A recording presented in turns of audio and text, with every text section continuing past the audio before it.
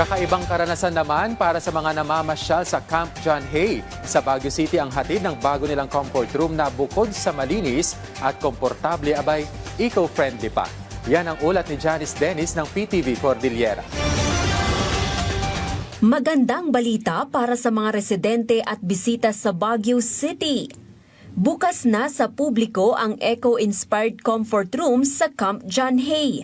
Libre itong gamitin at swak sa nakakarami dahil maganda ang ventilation at lighting.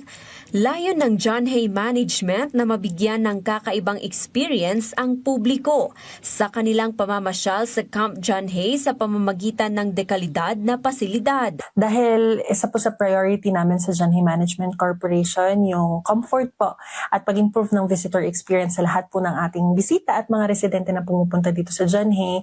Dahil may kakulangan po tayo ng comfort room sa loob ng kampo, gusto po ng John Hay sana na magkaroon po tayo ng isang maganda at presentable pong comfort room para sa lahat ng bisita at residente po ng Baguio na namamasyal po dito sa John Hay.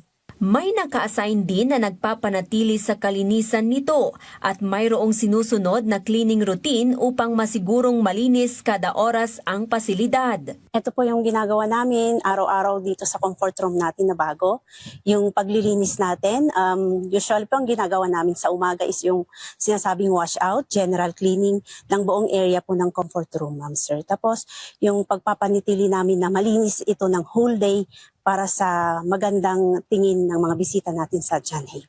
Pinuri ito ng mga nakasubok ng public comfort room, lalo't hindi na nila kailangang magbayad sa paggamit ng CR gaya ng ibang pasyalan.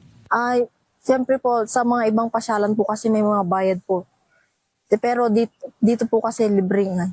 So, advantage na rin po sa mga turista natin na hindi na po kailangan magbayad.